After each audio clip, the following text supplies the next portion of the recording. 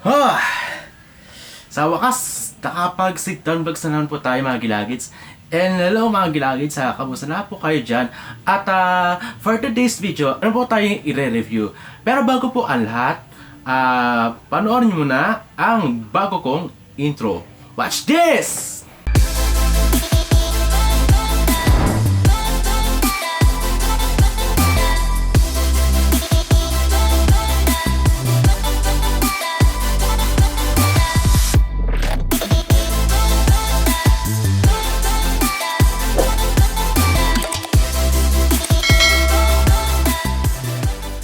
So yun na, napanood yun na ang pinakabagong kong intro para sa taong 2021.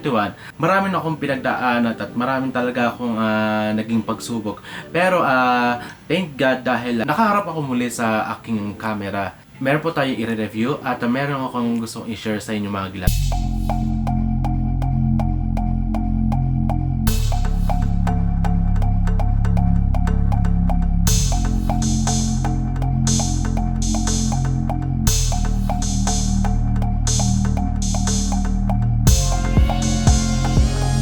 Okay mga Gilagids, at papakita ko muna sa iyo ang bago kong binili na pwede para sa mga freelance photographer and lalo na sa mga events. So i-unboxing po natin ang Godox TT600. So nakakabili na po tayo mga Gilagids at kahit papaano kumikita na kahit kukunti lang.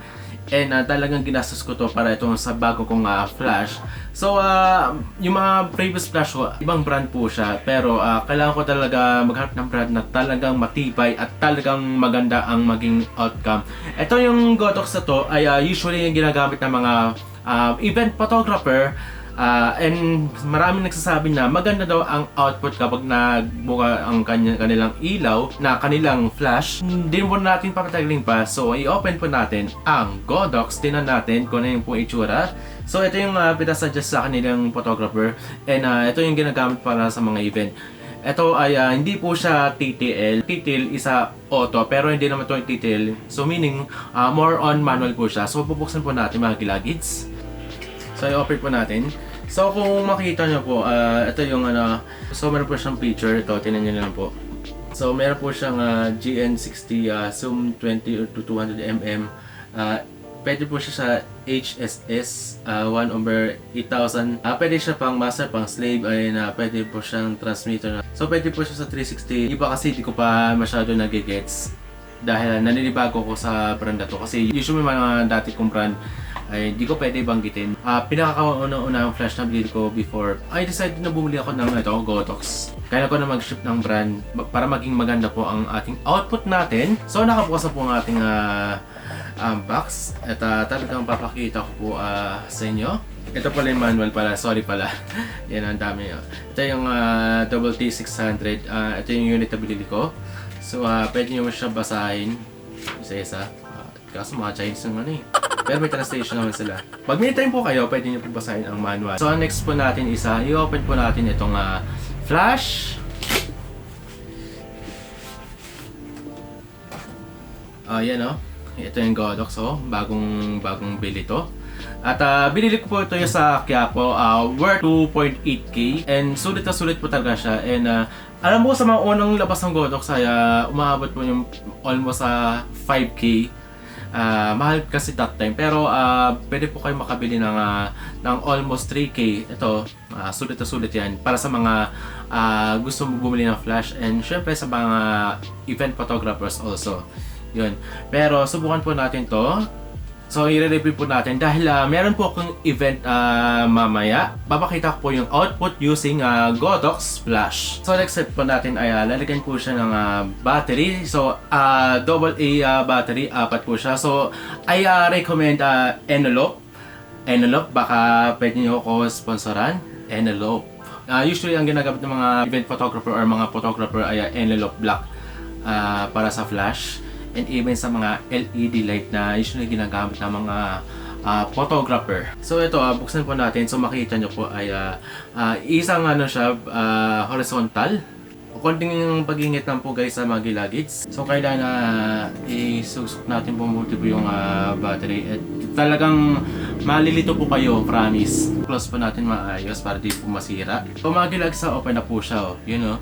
So naka-open na po tayo ng ating flash. So subukan natin pindutin natin.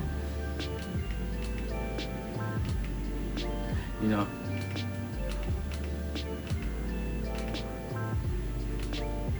Diba? So bago po natin isalpa, ano po siyang power. So ito yung tatawag natin power. Pag binababa mo siya ng 1/32, 1/16, 1/8, 1/4, 1/2, 1/1, ay talagang malakas po yung range ng power. Pero kapag 1/64 and 1/128 ay pahina-pahina po yung pagbuka ng flash. So ganun po yun. So baguhin po natin. So ipapalitan po natin yan. So kung makita nyo po ay pwede nyo po siya iikot.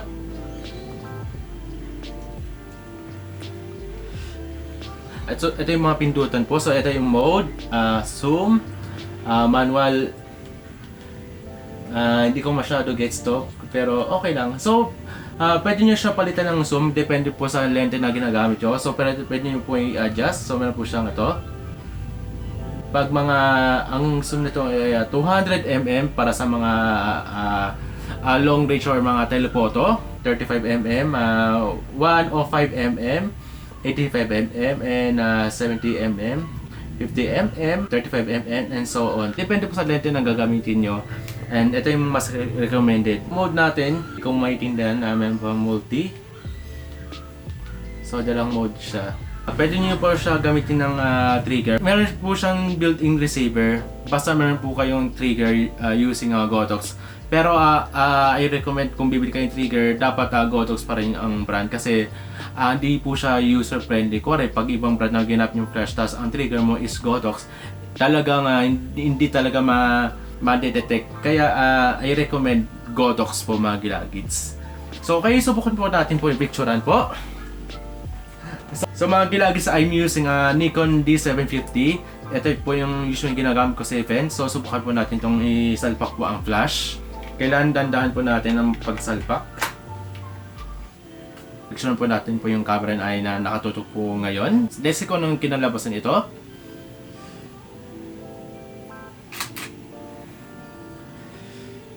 Yun ang ganda.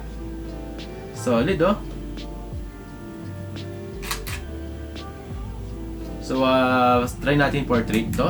So, pag ikutan nyo po, dahan-dahan lang po siya. And kung gusto nyo mag-bounce flash, kailangan ng isang tip dyan para sa flash photography. Kung may makita kayo ng mga white na dinding or white na pader, mas maganda yung bounce flash nyo kasi para magkaroon po ng diffuser. Kahit papano, yun o, tinuturan ko na po kayo mag-flash photography kahit papano. Okay, ito, pero po siya yung event po. Ito. So, mas maganda to yung group shot. So, subukan natin. So, pwede nyo pa i-rotate. Rotate. At 360 po siya. Yun o. Tandan lang po. Dito lang. Comfortable po gamitin po ang Godox nito. And talagang best for event photographer. So, kung makita nyo po ang output niya na guys mga Gilagids, talagang raw pa lang yan. Hindi pa masyado ina-edit. So, solid na po siya. So, papakita ko po mga iba pang output po using Godox TT600. Ito yung mga sample ko ng mga photos using this flash.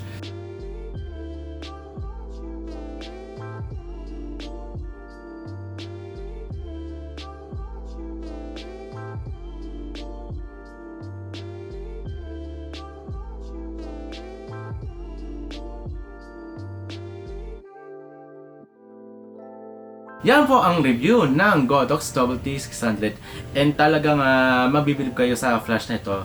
So mga Gilagids, bago po mag-end ang ating vlog for this video at gusto ko kayo mapasalamatan sa ating mga Gilagids natin dyan dahil nakasungkit na po tayo ng Google AdSense pin. Yun, actually dala po siya kasi nag-request po ako ng another pin, kaya dalawa po siya. Ito palang pinaka-review po ng aking mga gamit ko sa photography. Hopefully magagawa ko pa mga content ng about sa review.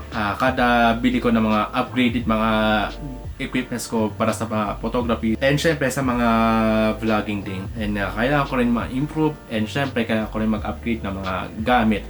And bibili pa ako ng mga upcoming mga cameras. Yun ang nasa future ko. And abangan rin po yung mga future plans ko rin about sa law of attraction. So abangan po yan. And marami po tayong susunod pa mga content dito po sa YT lamang makikita. Thank you so much mga Gilagids. At dito po nagtatapos ang aking video.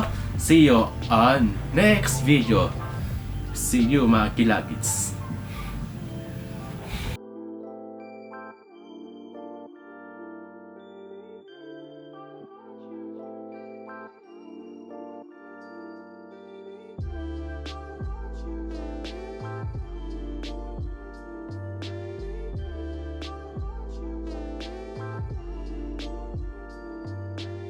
Hirap na ito Paano kaya to?